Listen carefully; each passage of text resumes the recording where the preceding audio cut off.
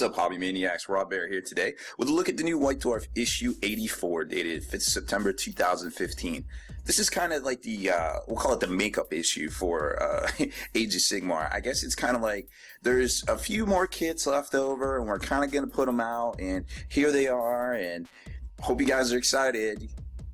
I don't think anybody's excited anymore, to be honest. Like, I love Age of Sigmar to death. I think it's a great game. Miniatures obviously rock socks.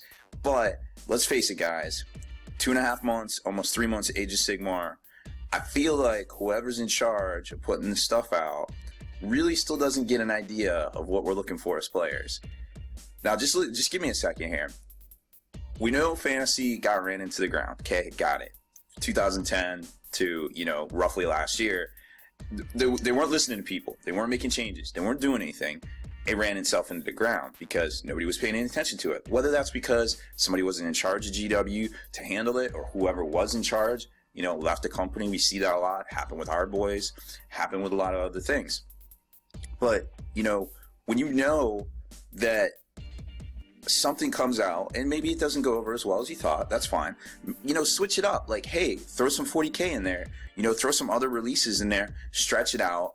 Don't do 3 months of stuff that maybe perhaps people aren't as interested in as you would want them to be. I know this game's doing very well in Games Workshop stores, but I feel like they fumbled the ball with, and getting independent stores on board, getting them the training they needed to put this game out, giving them the demo copies, getting them excited about it, giving them the ammunition they needed to get their players excited about it. Because let's be honest, the rollout, it was flubbed.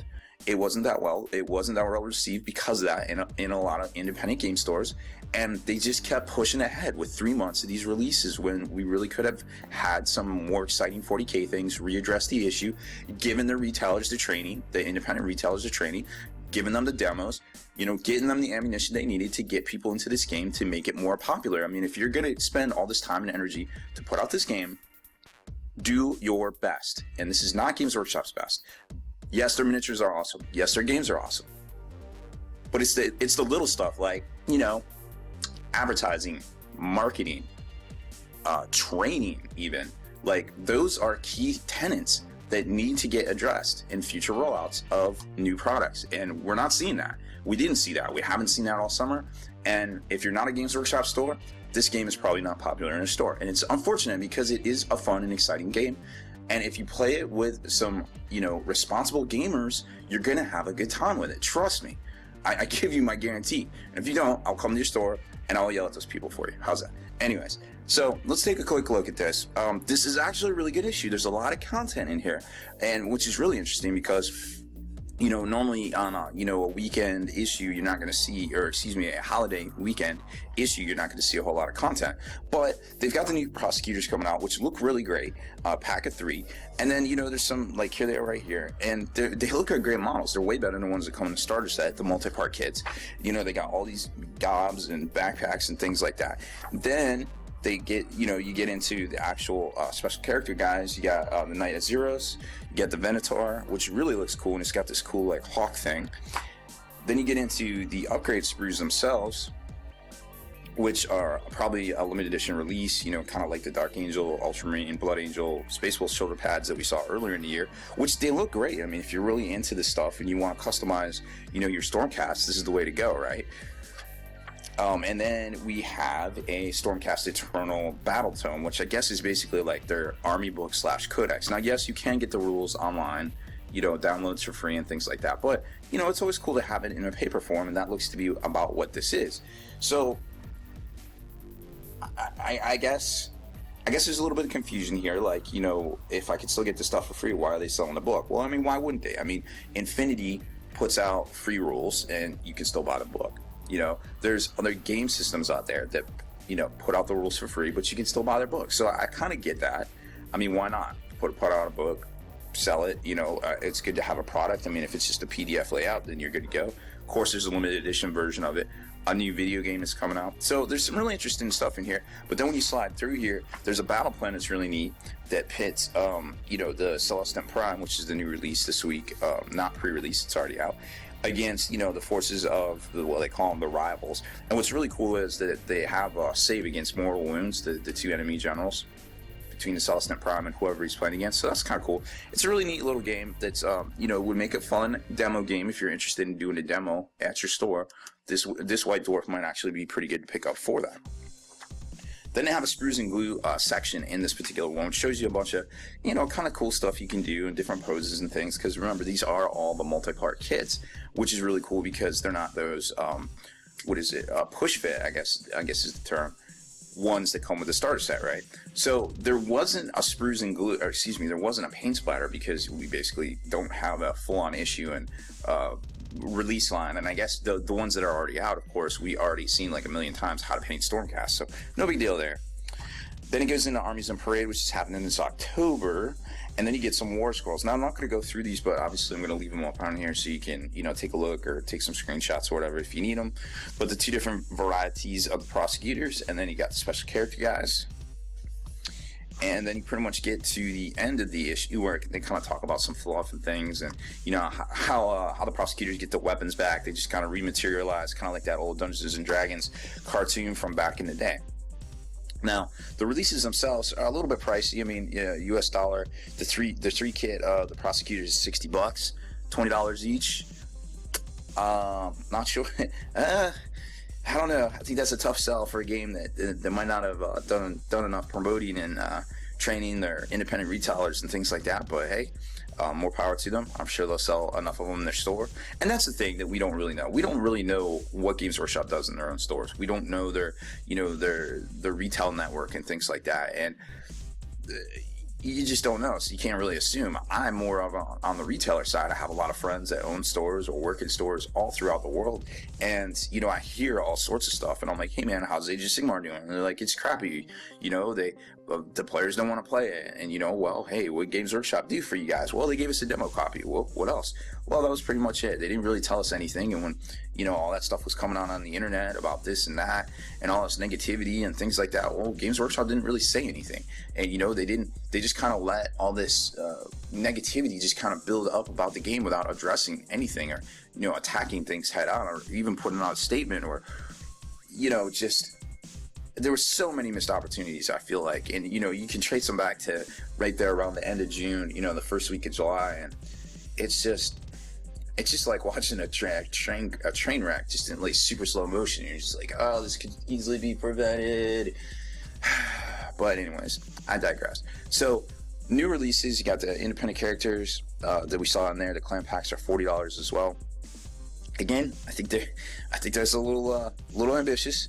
Personally, I get it. This hobby's expensive. You gotta buy things, but man, I tell you what, that's just for the way this thing's going. It's just who is in charge? Like who is up there just saying, hey guys, we're gonna price this at this, and it's so frustrating sometimes. I just want to focus on the hobby and how awesome it is. I mean, look at these Death Company. I mean, the new 32mm bases, awesome looking. They do really accent, the bigger, the more. It just makes it look more dynamic with these huger bases. These Marines, they just look like they're doing stuff. They don't look like they're like big dudes with a little jacket on. That's really what the old bases look like. And I mean, they were right when these bases rolled out. Everybody was like, rah, rah, rah. But you know what? They look good. They're actually tactically sound in game. They don't hurt anything or adversely affect anything. If anything, it's a bonus a lot of times to having that extra space there. Now for next week, we got a little teaser: Mighty Banners, Majestic Clarions, and the Angelus Conclave. So if I was a betting man, I would say that has to do something with more Stormcasts, crazy independent characters and things like that. There also is that Realm of Battle board that we haven't seen yet, that is yet to come out. So not really sure what is on the way as far as that goes, but we're looking at least another week of Sigmar, I would imagine, at the very least, just by listening to all that and seeing these teasers and things and hearing about all these great, perhaps Tau, maybe Chaos now, a lot of Chaos rumors out there. There's just so much out there going on, and it's just like, man, Games Workshop just keeps trying to force this stuff at us, and it's just not working, Like, I feel like they need to regroup. This is what I would do if I was in charge of Games Workshop.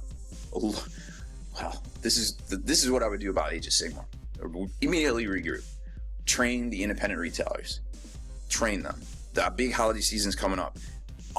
people that buy large boxes of things. Obviously, the Age of Sigmar starter box, great, sells something to sell at the holiday season for everybody.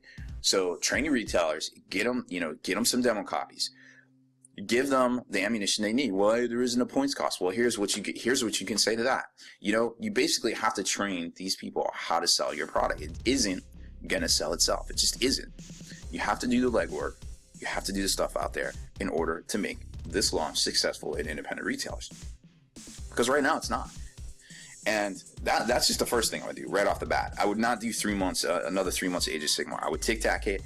I would make sure that we're not just gonna see this people looking away and things like that. Now, granted, I don't know what's going on in Games Workshop. I don't know how they do their money, they finance their things. I suspect Q1 they took some risks putting out 3 months of this stuff.